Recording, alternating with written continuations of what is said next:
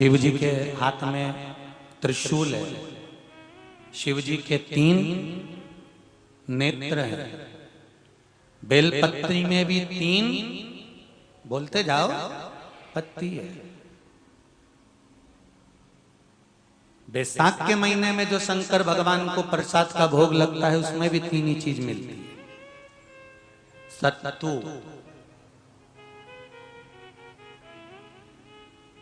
कोई दूसरे महीने में बनता है? जम के तो बोलो नहीं। कब बनता है? यही बैसाख के महीने में। चने की दाल, गेहूं और जौ, इन तीनों को गलाकर सेक कर जो सत्तू तैयार होता है, इसी बैसाख के महीने में परशुराम जयंती के दिन या अमावस्या के दिन या पूर्णिमा के दिन शंकर भगवान को समर्पित होता है और भगवान विष्णु को समर्पित होता है। दुनिया के लोग कहते क्या होता है सत्तू से? ये स्कंद पुराण की कथा कहती है, जिस समय पर बैसाख के महीने की सुंदर अमावस्या का दिन था, उस दिन माता पार्वती शंकर भगवान के लिए जब पकवान बनाने के लिए बैठी, कुछ नहीं मिला, तब माता पार्वती ने 3 अनाज को लिया। एक चना, दूसरा गेहूं और तीसरा जौ। इन तीनों को भींग रहे थे, उसको लेकर आए गंगा जी में से, उसको सेक कर माता ने अंगीठी पर और उसका जो सत्तू बनाकर शिव को दिया। शंकर भगवान ने कह दिया, सुन पार्वती, ये सत्तू नहीं, ये मेरी औषधि है। बैसाख के महीने में जो खाएगा वो जिंदगी भर रोएगा नहीं, शरीर से स्वस्थ हो। अब उसको लोगों ने हंसी खेल में ले लिया। सत्तू का क्या काम, मम्मी हम नहीं खाएंगे, बड़ा बुरा। शिव जी का एक एक चीज,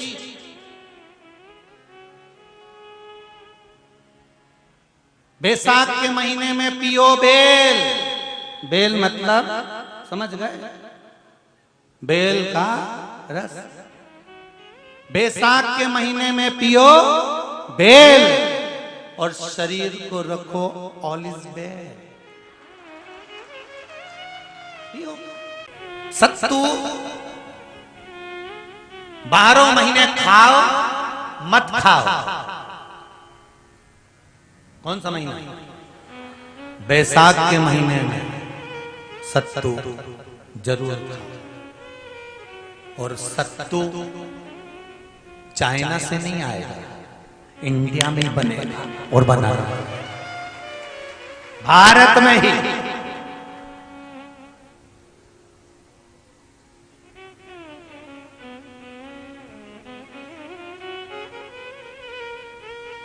चलो आ जाओ गरुड़ पुराण में। मरने का 47वां दिन, जब मरेंगे तब गरुड़ पुराण बचेगी। पहले ही सुन लो, और जिसके पास में गरुड़ पुराण नहीं हो तो पंडित जी से मंगवा कर फिर पढ़ के देख लेना।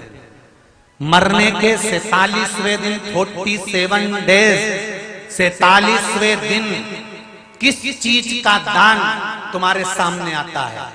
के 47वें दिन।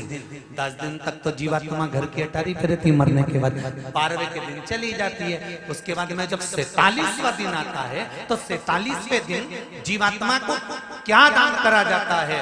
व्यक्ति ने क्या पुण्य करा होता है कि उसको नरक नहीं भोगना पड़ता, बेतरनी नहीं भोगना पड़ती और सीधे बेतरनी से पार उतर जाता है। वो किस चीज का दान है? तो कहा शिव महापुराण में, गरुड़ पुराण में, कि वो सत्तू का दान है जो बैसाख महीने में करा जाता है। सत्तू का दान 3 चीजों से मिलकर बनता है। जौ, बोलते जाओ जल्दी, गेहूं, चना, ये 3 चीज से मिलकर बनता है। इसमें जो बारीक बारीक कण होते हैं, जितने जितने 3 चीज के मिले हुए बारीक बारीक कण होते हैं, ये जब दान किया जाता है सत्तू का, तब ये बेतरनी तरने के लिए 47वें दिन इस जीवात्मा ने अगर सत्तू का दान करा होता है या सत्तू का सेवन बैसाख के महीने में करा होता है, तो उसको बेतरनी नहीं भोगना पड़ती, डायरेक्ट सीधे रतलाम उज्जैन से डायरेक्ट। किस किस क्या बनता है सत्तू?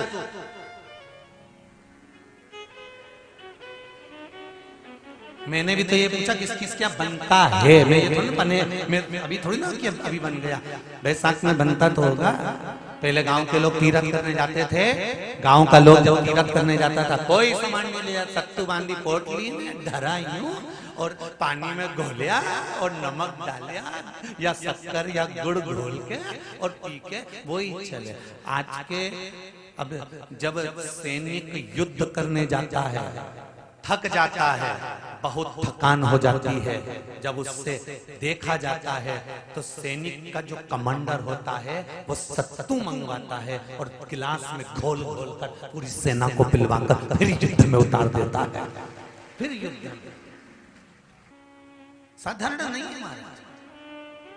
सत्तू में जितने बारीक बारीक कण होते हैं, जितने बारीक बारीक कण, अब तुम्हें काम करना, अभी जब फ्री रहो तो एक कागज पे रख के सत्तू का एक एक कण गिनना है, 1 2 3 बारीक बारीक गिनते रहना जरा। तो तुम्हारा क्या जाए गिनने में, भगवान कृष्ण के हाथ में पट्टी बंधी थी तो उनने भी तो रुक्मणी को गिनने को दिया था, जरा गिन तो जरा इसमें कितने धागे।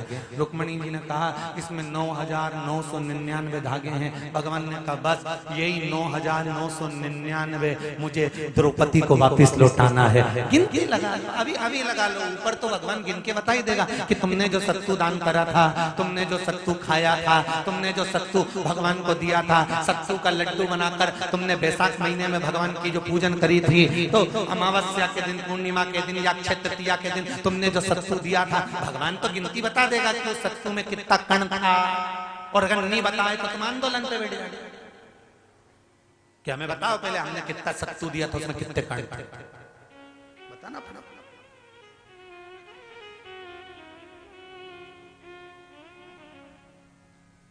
एक शिव की आराधना में चांगुना ने 1 लोटा जल भरा, उसमें थोड़ा सा चंदन डालकर बेलपत्री के वृक्ष के नीचे ले जाकर डाल देती, थोड़ा सा जल बचाकर शिव जी को डाल देती। शंकर भगवान ने एक दिन चांगुना के सामने मन में विचार प्रकट करा और पार्वती जी से कहा, पार्वती एक बात समझ में नहीं आती, आधा जल ये बेलपत्री को देती है, आधा जल मुझे देती है, जब आधा जल मुझे देती है तो मुझे बड़ा गुस्सा आता है।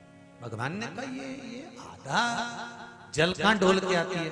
पार्वती जी ने कहा उसके संतान नहीं है, इसलिए वो बेलपत्री की भी आराधना करती है और आपकी भी आराधना करती है, ठीक है। और एक निवेदन आप लोगों से भी है, तीज आ रही है, अक्षय तृतीया, सत्तू का प्रयोग अवश्य करना, करोगे ना? उसका दान अवश्य करना। कोई आए उसको थोड़ा सा सत्तू अवश्य खिलाना। 3 चीजें होती हैं सत्तू में, गेहूं, चने की दाल, जौ, इनको गलाया जाता है। रात भर गलाने के बाद इसको फिर सेका जाता है, सेक कर पिसाया जाता है, फिर उसका प्रयोग किया जाता है। महाराज चाहे फिर उसको घोल करा शक्कर के साथ, गुड़ के साथ, नमक के साथ, जीरे के साथ, पुदीना के साथ, जिसके साथ तुम्हें खाना है वो तुम्हारे ऊपर, पर दान करना सत्तू का जरूर। एक चुटकी मात्र भी अगर सत्तू आपने दान किया है बैसाख महीने में, उसका फल जरूर मिलेगा, जरूर। जब बैसाख का महीना आए ना, प्रयास करना, बैसाख के महीने में मिट्टी के पात्र में जो रात्रि भर जल रखा हो, मिट्टी के पात्र में, अगर आपके पास में घड़ा हो, हंडा हो, नी हो, तो दिया हो, दीपक हो, कुल्लड़ हो, कोई भी तुम्हारे पास में जो मिट्टी का पात्र, उसमें जल भरना। वो जल बैसाख के महीने की किसी भी सोमवार के दिन, किसी भी सोमवार के दिन, बैसाख महीने या किसी प्रदोष के दिन या बैसाख महीने के शिवरात्रि के दिन, वो मिट्टी के पात्र का जल अपने घर के प्रत्येक व्यक्ति का स्पर्श कराकर उस मिट्टी के पात्र के जल को तांबे के पात्र में डाल लीजिए और घर के प्रत्येक व्यक्ति का स्पर्श करा लीजिए और शंकर भगवान पर कुंदकेश्वर महादेव के नाम से समर्पित करिए। कभी जीवन में पीछे पलट कर देखने की जरूरत नहीं पड़ेगी, आप उन्नत। बैसाख के महीने में पड़ने वाली एकादशी, चतुर्थी, प्रदोष, अमावस्या, पूर्णिमा, शिवरात्रि, ये सभी इतनी महत्वपूर्ण क्यों हो जाती है?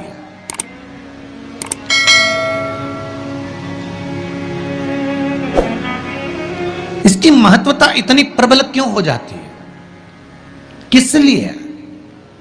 क्योंकि बैसाख का जो महीना पड़ता है, सूर्य की संपूर्ण तपन, सूर्य देव अपने पूर्ण तेज के साथ में, पूर्ण तेज के साथ में मृत्यु लोक के निवासियों पर, चाहे जलचर हो, थलचर हो, वायुचर हो, चाहे जो जीव हैं, उस पर जब किरण फेंकते हैं तो संसार का जो मनुष्य है उस पर जब ताप पड़ता है तो ताप पड़ने के कारण उसके मुख से भगवान का नाम निकल। घर में अगर कोई व्यक्ति बीमार पड़ा है, घुटने दुख रहे हो, कमर दुख रही हो, पीठ दुख रही हो, कंधा दुख रहा हो, सिर दुखता रहता हो, आंखों में जलन रहती हो, कोई भी तकलीफ रहती हो, तो सीधी सीधी शिव पुराण कहती है सोमवार के दिन की अष्टमी। कौन से दिन की? सोमवार के दिन अगर अष्टमी पड़ जाए, अष्टमी तिथि, तो 14 दाने चने की दाल के लेकर सोमवार की अष्टमी के दिन उस व्यक्ति पे से 14 बार उतारकर शंकर जी का नाम लेकर शंकर जी के मंदिर में शिव जी पे चढ़ा दो। उस व्यक्ति को शारीरिक कष्ट बंद हो जाएगा। जिंदगी में कभी घुटना, कमर, दौलत सब कुछ दे दिया, सब कुछ प्रदान कर दिया, और ये तुम्हारा पुत्र तुमको भोजन देने आया था और वो भोजन नीचे जमीन पर रख दिया और वो भोजन कुत्ते ने मुख मार दिया और इसने एक सरिया उठाकर उस कुत्ते के पांव में मार दिया। कुत्ते के पांव खराब हो गए तो इसको भी उसके जैसी जिंदगी जीना पड़ रही है, क्योंकि तो इसने मारा। बाबू अनिल, आपने जो प्रश्न किया है कि पिता के कर्म का भोग क्या बेटे को भोगना पड़ेगा, या बेटे के कर्म का भोग क्या बाप को भोगना पड़ेगा? सास के कर्म का भोग क्या बहू भोगेगी? बहू के कर्म का भोग क्या सास भोगेगी? नहीं नहीं नहीं,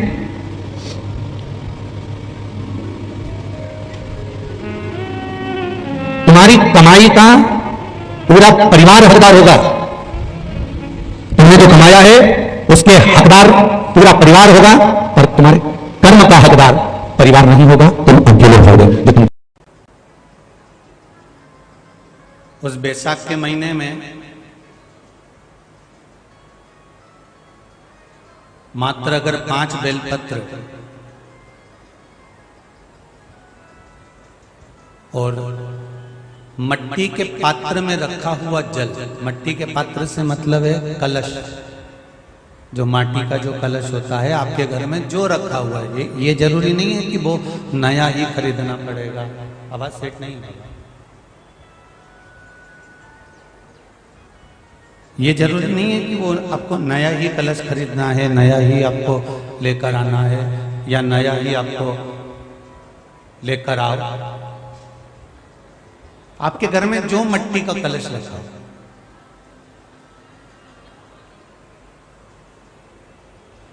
जो माटी का कलश आपके घर में रखा हुआ, 5 बेलपत्र, मट्टी के कलश में जो जल भरा हुआ हो वो जल तांबे के पात्र में डालकर शिवजी पे 5 बेलपत्र अशोक सुंदरी वाली जगह पर जो आप लेकर आए हो, 5 बेलपत्र वो अशोक सुंदरी वाली जगह पर समर्पित कर मट्टी के पात्र का जो जल है वो जल बैसाख के महीने में किसी भी दिन, चाहे आप सोमवार को कर लो, प्रदोष को कर लो, चाहे आप शिवरात्रि पे कर लो बैसाख महीने की, तो आप अगर उस मट्टी के कलश का जल या पात्र का जल शंकर भगवान को 5 बेलपत्री अशोक सुंदरी वाली जगह पर समर्पित कर जल अगर चढ़ा देते हैं तो महाराज ये उदर से जो जुड़ी हुई परेशानियां जो मनुष्य को झेलना पड़ती है, चाहे भोजन नहीं पच रहा हो, चाहे उदर में पत्थरी हो रही हो, या कोई अनेक परेशानियां जो उदर से जुड़ी हुई होती है, बैसाख के महीने में अगर प्रतिदिन मट्टी के पात्र का जल शिवजी को समर्पित करा जाता है तो उदर से जुड़ी हुई सारी समस्याएं अपने आप धीरे धीरे समाप्त होने लगती हैं। उदर से जुड़ी हुई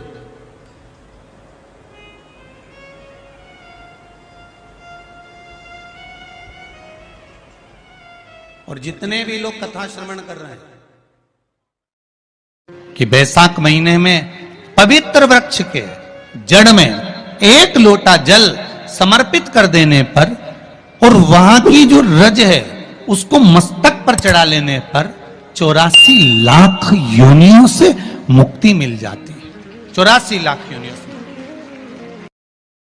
बैसाख महीने में अगर शिवरात्रि पड़े और उस शिवरात्रि पर एक कलश का पात्र, लोटा तांबे का या मिट्टी में रखा हुआ जल पात्र में लेकर एक बेलपत्र का छोटा सा भाग उसमें छुआया हुआ, और फिर निवेदन कर रहा हूं अगर बेलपत्र उस दिन नहीं मिले तो पात्र लेकर चले जाना मंदिर में। मंदिर में शंकर जी पे तो बेलपत्र चढ़ी होगी ना, अरे बोलो तो जरा, चढ़ी होगी ना। उसी बेलपत्र को धोकर फिर जल के पात्र में उसको छुआकर फिर शंकर भगवान को भावों से, दिल से जो चाहते हो, धन, वैभव, संपदा, सत्ता या रोग से मुक्ति, चाहे उदर से जुड़ी हो। हाँ, एक चीज का ध्यान करना, अगर संपदा के लिए, विवाह के लिए या विद्या के लिए या अन्य चीजों के लिए आप शिव जी को जल चढ़ा रहे हो तो उसके जल को उठाकर नहीं लाना है। और अगर रोग के लिए जल चढ़ा रहे हो कि मुझे ये तकलीफ है, घर में ये बीमारी चल रही है या रोग चल रहा है या किडनी का या लीवर का या कैंसर का या ब्लड प्रेशर का, तो जो जल तुमने समर्पित करा उसको लेकर आकर आचमन भी करना।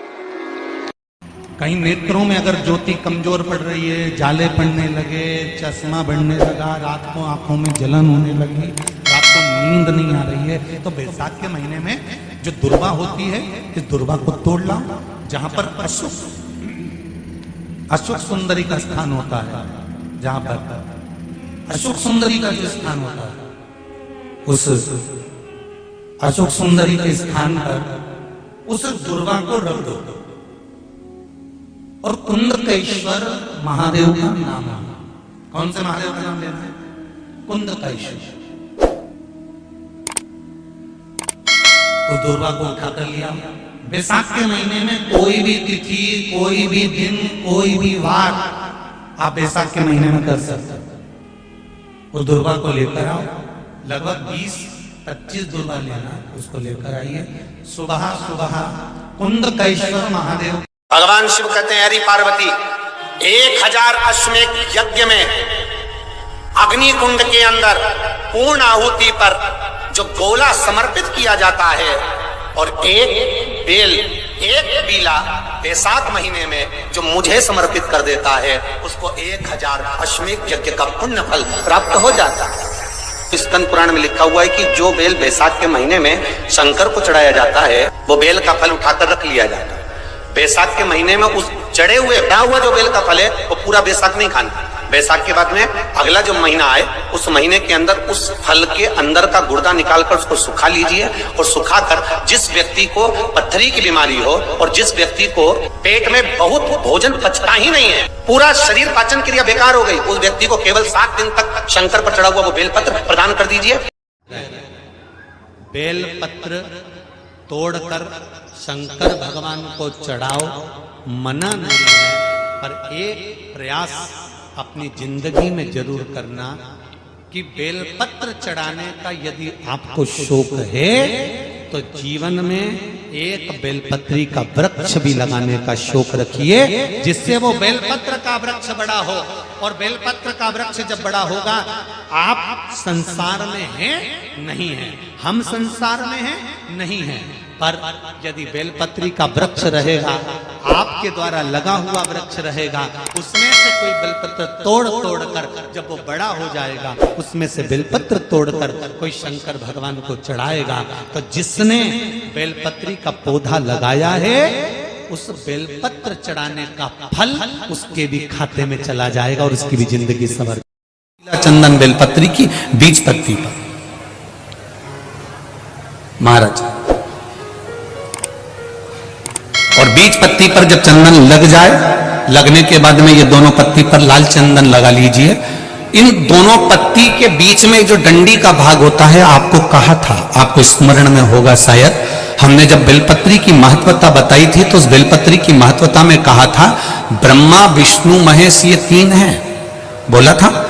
बीच में ये बड़ी पत्ती से लेकर जो 2 पत्तियां होती हैं, इनके बीच में जो जगह बचती है, इसमें मां पार्वती के 64 योगनियां, मां पार्वती अपनी पूर्ण सिद्धि के साथ में जितनी भी देवी के स्वरूप हैं, वो माता 64 योगनियां देवी के स्वरूप में यहां पर विराजमान होती हैं। 2 पत्ती के नीचे से जो डंडी होती है नीचे तक, ये पूरी डंडी में 33 कोटि देवी देवताओं